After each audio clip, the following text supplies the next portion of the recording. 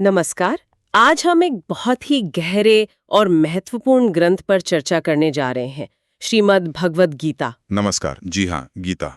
पर हम पूरी गीता की बात नहीं करेंगे, हाँ। बल्कि स्वामी समर्पणानंद सरस्वती जी का जो समर्पण भाष्य है, उसके कुछ खास अंशों पर ध्यान देंगे। हाँ, एक विशेष भाष्य के जरिए गीता को समझने की कोशिश करेंगे। हमारे पास स्रोत के तौर पे फाइनल गीता पीडीएफ के कुछ हिस्से हैं।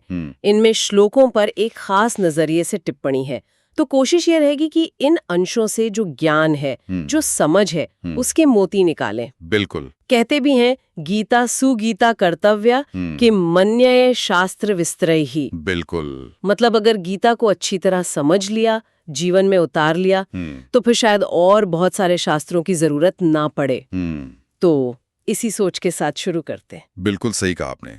गीता सिर्फ मतलब पढ़ने या सुनने की चीज नहीं है, ये तो मनन करने और असल में जीने की कला सिखाती है। जीने की कला। हाँ, खुद भगवान कृष्ण 18वें अध्याय में कहते हैं कि जो हमारे इस धर्ममय संवाद का अध्ययन करेगा, उसके द्वारा मैं ज्ञान यज्ञ से पूजित हूंगा। ये ज्ञान को कर्म में लाने का एक तरह से बुलावा है। इस भाष्य के अंशों को जब मैंने देखा तो लगा कि 3 रास्ते खास तौर पर उभारे गए हैं: ज्ञान योग, कर्मयोग और भक्ति योग। हाँ, मोटे तौर पर यही 3 मुख्य धाराएं हैं। ज्ञान से सत्य को जानना, सत्य का अनुभव। हाँ, कर्म से मतलब सही कर्म से मन को शांत और शुद्ध करना, और भक्ति से जुड़ना, आनंद पाना। और इन सब का आधार है योग। बिल्कुल, योग। और गीता योग की एक बहुत ही सुंदर और व्यावहारिक परिभाषा देती है, समत्वम योग उच्यते। समत्वम योग उच्यते। जी, यानी सफलता असफलता, सुख दुख, इन सब में मन का समान रहना, स्थिर रहना, वही योग है। जीवन में संतुलन की कुंजी है ये। ये समता का भाव कर्म करते हुए कैसे लाएं? कर्म योग की बात करें तो स्रोत में यजुर्वेद के एक मंत्र का जिक्र है, कुर्वन्नेवेय कर्माणि जिजीविषेत शतम समाह। इसका मतलब क्या है? इसका सीधा सा अर्थ है कि भाई, इस दुनिया में कर्म करते हुए ही 100 साल जीने की इच्छा करो। अच्छा, बिना कर्म के नहीं? बिना कर्म, बिना मेहनत, बिना पुरुषार्थ के जीवन बेकार है। गीता इसी सिद्धांत को आप कह सकते हैं कर्मयोग के रूप में विस्तार देती है, और खास तौर पर अपने स्वभाव के अनुसार अपना स्वधर्म निभाने पर बहुत जोर देती है। स्वभाव और स्वधर्म, ये शब्द हम बहुत सुनते हैं। श्रोत इन्हें कैसे समझाता है? क्या ये मतलब जन्म से तय हो जाता है? नहीं, देखिए, स्रोत इस बात पर बल देता है कि ये कोई जन्म आधारित व्यवस्था नहीं है, ये गुण आधारित है। गुण आधारित। हाँ, 18वें अध्याय में आप देखें तो ब्राह्मण, क्षत्रिय, वैश्य और शूद्र के कर्म उनके स्वाभाविक गुणों मतलब सत्व, रज, तम के मेल से जो प्रवृत्तियां बनती हैं, उनके आधार पर बताए गए हैं। अच्छा। जैसे किसी में ज्ञान की, शांति की यानी सत्व गुण की प्रधानता है, तो उसका स्वभाव ब्राह्मण वाले कर्मों की तरफ होगा। किसी में शौर्य है, एक्टिविटी है, रजगुण है, तो वो क्षत्रिय वाले कर्म। व्यापार, खेती, ये रज तम का मेल है तो वैश्य। और सेवा भाव जो तम रज से जुड़ा है, वो शूद्र का। ये व्यक्ति की अपनी अंदरूनी प्रकृति पर निर्भर करता है। लेकिन आज के समय में इतना कुछ बदल गया है, कोई अपना असली स्वधर्म पहचाने कैसे? इसका कोई तरीका बताया है? हाँ, इसका तरीका भी बताया है। गीता खुद कहती है, तद विद्धि प्रणिपातेन परिप्रश्नेन सेवया। प्रणिपातेन परिप्रश्नेन सेवया। जी, यानी जो तत्वदर्शी ज्ञानी हैं उनके पास जाओ, विनम्रता से प्रणाम करो, उनकी सेवा करो और सही सवाल पूछो, तब वो ज्ञान देंगे। तो इसमें आत्मनिरीक्षण, अच्छी संगत और ज्ञानी गुरु का मार्गदर्शन, ये सब बहुत जरूरी है। और जब कोई अपना स्वधर्म पहचान ले तो उस कर्म को करने का खास महत्व क्या बताया गया है? महत्व ये है कि वही स्वाभाविक कर्म जब सही भावना से किया जाए तो वो एक तरह से ईश्वर की पूजा बन जाता है। कर्म ही पूजा। बिल्कुल। गीता कहती है, स्वकर्मणा तम अभ्यर्च्य सिद्धिम विन्दति मानव। अपने स्वाभाविक कर्म से ही उस परमेश्वर की पूजा करके मनुष्य परम सिद्धि मतलब मोक्ष तक पा सकता है। लेकिन इसमें सबसे अहम है कर्म को निष्काम भाव से करना। निष्काम भाव। हाँ, यानी फल की इच्छा या आसक्ति के बिना। ये निष्काम भाव थोड़ा और समझाएंगे? क्या इसका यज्ञ से भी कोई लेना देना है? आपने पहले जिक्र किया था। बिल्कुल बिल्कुल। निष्काम भाव का सबसे अच्छा उदाहरण यज्ञ की भावना ही है। यज्ञ में जब आहुति देते हैं तो क्या कहते हैं? इदम न मम, यह मेरा नहीं है। ठीक वैसे ही कर्म करते समय ये भाव रखना कि मैं कर रहा हूं, ये अहंकार छोड़ना। और फल क्या मिलेगा, उसकी चिंता छोड़ना। कर्म बस कर्तव्य समझकर करना, लोक कल्याण की भावना से करना। जैसा गीता में भी कहा है, तस्मादसक्तः सततम कार्यम कर्म समाचर। मतलब आसक्ति छोड़कर लगातार अपना कर्तव्य कर्म करो। यही कर्मयोग का सार है।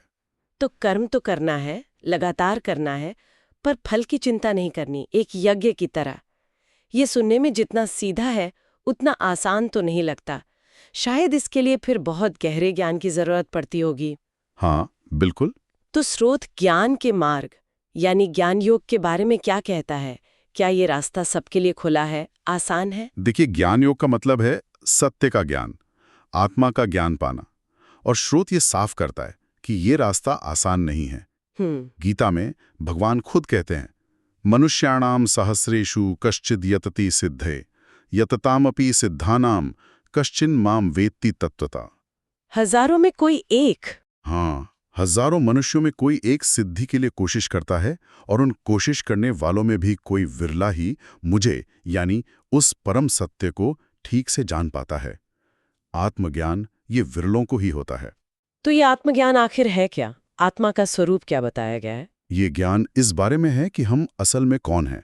हम ये शरीर नहीं है, बल्कि इस शरीर में रहने वाली आत्मा हैं। और ये आत्मा, जिसे देही या शरीर का मालिक कहा गया है, वो अविनाशी है।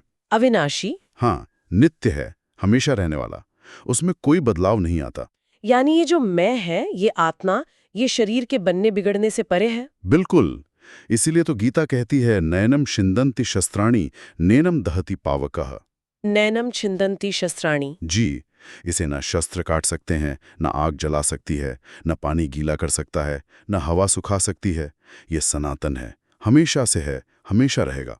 और ये ज्ञान मिलने पर अज्ञान कैसे मिटता है? जैसे सूरज उगते ही अंधेरा गायब हो जाता है ना, हाँ। बस वैसे ही जब आत्मा का सही ज्ञान होता है, तो अज्ञान मतलब खुद को इस शरीर या मन समझने का जो भ्रम है, वो अपने आप नष्ट हो जाता है।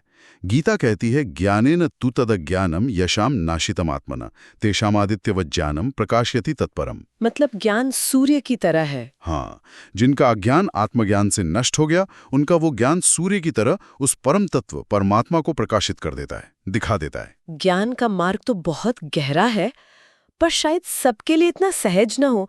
क्या भक्ति का मार्ग कुछ अलग है?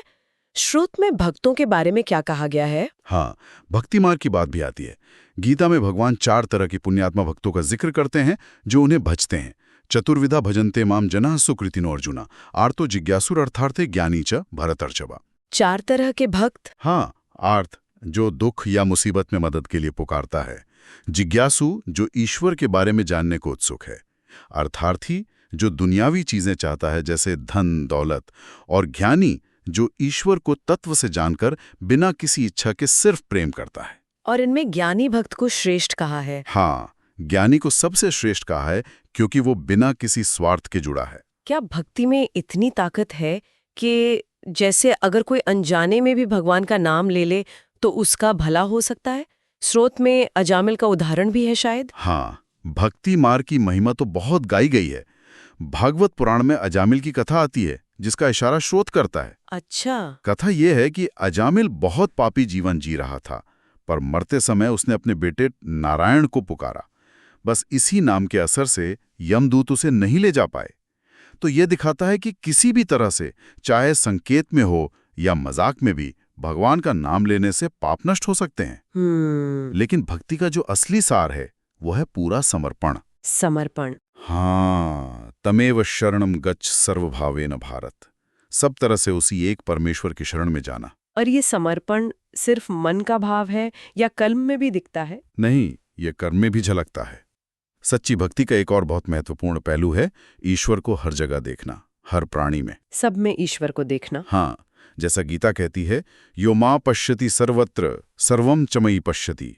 जो मुझे सब में और सबको मुझ में देखता है, उसके लिए मैं कभी अदृश्य नहीं होता और वो मेरे लिए अदृश्य नहीं होता। वाह। और साथ ही सर्वभूत हिते रता, सभी प्राणियों के हित में लगे रहना, उनकी भलाई करना।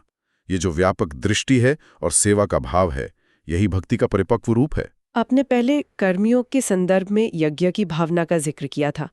स्रोत कहता है कि यज्ञ सिर्फ हवन कुंड वाली क्रिया नहीं है, इसके 3 अर्थ हैं। जी हाँ, श्रोत यज धातु के 3 अर्थों पर रोशनी डालता है। एक है देव पूजा यानी श्रेष्ठ जनों का आदर सत्कार करना, दूसरा है संगतिकरण मतलब संगठन बनाना, लोगों को जोड़ना, और तीसरा है दान यानी देना, संगठीकरण। संगठन। हाँ, और दिलचस्प बात यह है कि स्रोत संगठन यानी संगठन को यज्ञ का मूल या सबसे अहम अर्थ मानता है। संगठन यज्ञ कैसे हुआ, ये थोड़ा समझना चाहूंगी। देखिए, दुनिया का कोई भी संगठन कैसे चलता है? लेन देन से ही ना। हाँ, लेन देन से। हाँ, हम अपना कुछ देते हैं, अपना योगदान, अपना दान, और बदले में हमें कुछ मिलता है, सुरक्षा मिलती है, व्यवस्था मिलती है, सम्मान मिलता है। यानी एक तरह की देव पूजा होती है हमारी योग्यता की।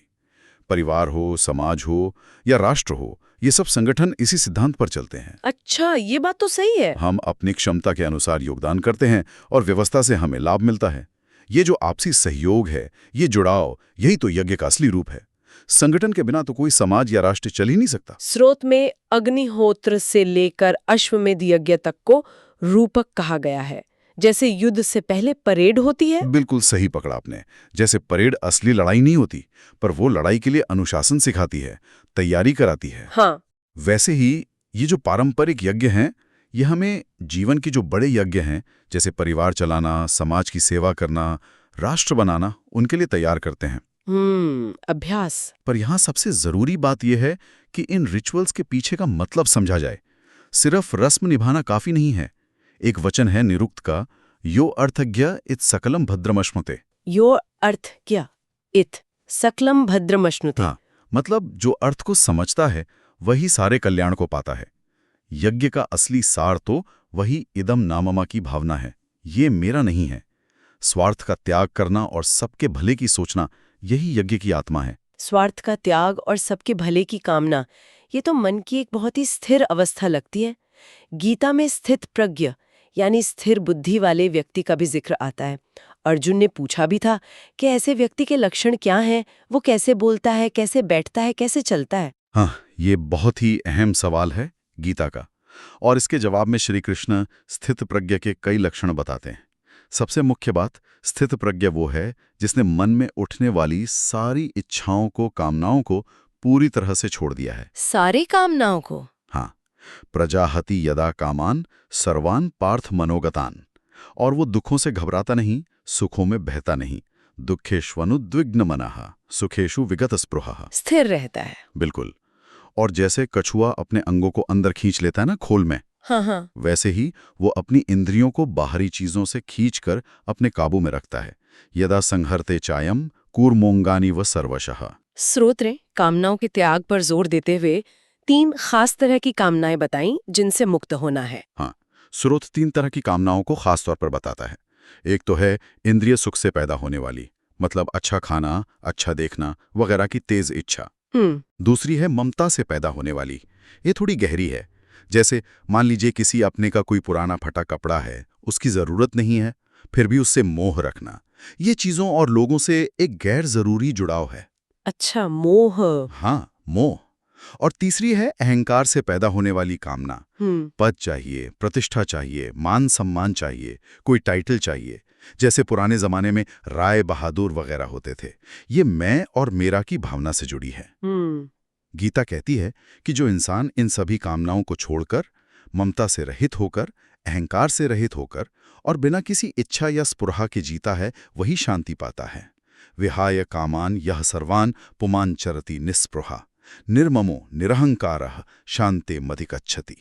तो हमने कर्म, ज्ञान और भक्ति इन 3 मार्गों की बात की। क्या ये बिल्कुल अलग-अलग रास्ते हैं या इनमें कोई मेलजोल भी है? नहीं, गीता इन्हें अलग अलग नहीं मानती, बल्कि एक दूसरे का पूरक मानती है।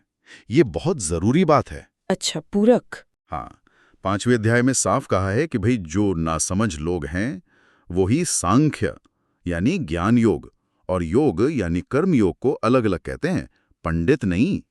सांख्य योगो पृथक बाला प्रवदन्ते न पंडिता। क्यों? क्योंकि दोनों का लक्ष्य एक ही है, परमात्मा को पाना। और किसी एक रास्ते पर भी अगर ठीक से चला जाए तो दोनों का फल मिल जाता है। दोनों का फल एक सही मिल जाता है। हाँ, अगले ही श्लोक में कहते हैं, यत् सांख्यै प्राप्यते स्थानम तद्यो गयरपि गम्यते एकम सांख्यम च योगम च यह पश्यति सह पश्यति। यानी जो मंजिल ज्ञानियों को मिलती है वही कर्मयोगियों को भी। बिल्कुल। इसलिए जो ज्ञान और कर्म को नतीजे में एक ही देखता है वही असल में देखता है, वही सही समझता है। सच तो यह है कि सच्चा ज्ञान सही कर्म करने की प्रेरणा देता है और बिना फल की इच्छा के किया गया कर्म मन को शुद्ध करके ज्ञान पाने लायक बनाता है। और भक्ति? और भक्ति तो इन दोनों ही रास्तों में जोश भर सकती है, रस भर सकती है, या फिर वो खुद भी एक अलग रास्ता बन सकती है। ये सब आपस में गुंथे हुए हैं। इस भाष्य में क्या भगवान कृष्ण के अपने जीवन से भी कोई उदाहरण दिए गए हैं इन बातों को समझाने के लिए? हाँ, स्रोत कुछ बड़े दिलचस्प उदाहरण देता है। जैसे देखें, श्री कृष्ण का खुद गुरु सांदीपनी की एकदम साधारण सी कुटिया में रह के पढ़ना, ये दिखाता है कि ज्ञान पाने के लिए गुरु कितना जरूरी है और कितनी विनम्रता चाहिए। हाँ, ये तो है। फिर उनका वीरता से रुक्मिणी का हरण करना, जो एक तरह से उनका उद्धार था, वो उनके क्षत्रिय वाले कर्म को दिखाता है। फिर अच्छी संतान की इच्छा से उन्होंने और रुक्मिणी जी ने कठोर ब्रह्मचर्य व्रत रखा, तपस्या की। और सबसे बढ़कर बद्रीनाथ धाम में 12 साल तक घोर तपस्या करना। बताते हैं आखिरी साल तो सिर्फ बेर खा के बिताया। 12 साल तपस्या? हाँ, इसीलिए उनका नाम बद्रीनाथ भी पड़ा। तो ये सब उनके जीवन में ज्ञान, कर्म और तप का कैसा अद्भुत मेल था, ये दिखाता है। एक और बहुत दिलचस्प बात श्रोत में कही गई है कि श्री कृष्ण ने शायद खुद को सीधे सीधे परमेश्वर नहीं कहा। ये कैसे समझाया है? हाँ, ये भाष्यकार का एक बहुत महत्वपूर्ण अवलोकन है। वो ये तर्क देते हैं कि गीता में कई जगह श्री कृष्ण खुद को एक योग शक्ति से संपन्न जीवात्मा की तरह पेश करते हैं, जो उस परम सत्ता की तरफ इशारा कर रहा है। अच्छा। इसका सबसे साफ उदाहरण गीता के बिल्कुल अंत में मिलता है, 18वें अध्याय में। वहां वो कहते हैं, ईश्वरः सर्वभूतानां हृदयेशे अर्जुन तिष्ठति। हे अर्जुन, ईश्वर सभी प्राणियों के हृदय में रहता है। सबके हृदय में? हाँ। और फिर कहते हैं, तमेव शरणम गच्छ सर्वभावेन भारत। तुम सब प्रकार से उसी, जो हृदय में ईश्वर है, की शरण में जाओ। उसी की शरण में? ध्यान दीजिए, वो ये नहीं कह रहे कि मेरी शरण में आओ, बल्कि उस ईश्वर की शरण में जाने को कह रहे हैं जो सबके अंदर है। तो भाष्यकार इसे ऐसे देखते हैं कि कृष्ण खुद को उस परम सत्ता का एक माध्यम या भक्त मान रहे हैं, ना कि खुद को ही अंतिम सत्ता। ये तो वाकई एक अलग दृष्टिकोण है। और अध्याय 11 में जो विराट रूप दिखाया था, उसका क्या अर्थ है फिर? विराट रूप दर्शन को स्रोत एक अद्भुत योग शक्ति का प्रदर्शन मानता है। ये असल में सृष्टि की पूरी समग्रता, उसकी विशालता, उसका कालचक्र जिसमें भविष्य का युद्ध और उसका नतीजा भी शामिल है। और इन सब के पीछे जो ईश्वरीय शक्ति काम कर रही है, उसका एक प्रतीकात्मक दर्शन है। एक दर्शन। हाँ, अर्जुन को उस रूप में देवता, ऋषि, पूरा ब्रह्मांड सब कुछ दिख जाता है। ये अनुभव अर्जुन को ये एहसास कराता है कि सृष्टि का नियंता ईश्वर कितना शक्तिशाली है, कितना सर्वव्यापक है। ये कृष्ण की अपनी योग सिद्धि थी, जिसके जरिए उन्होंने अर्जुन को ये ब्रह्मांडीय सच अनुभव कराया। तो अगर हम आज की चर्चा को समेटें, तो इस भाष्य के अंशों से हमने गीता के कुछ खास विचारों को समझा। जैसे जीवन में कर्म तो करना ही है, पर फल की इच्छा से मुक्त होकर, यानी निष्काम कर्म। हाँ, निष्काम कर्म।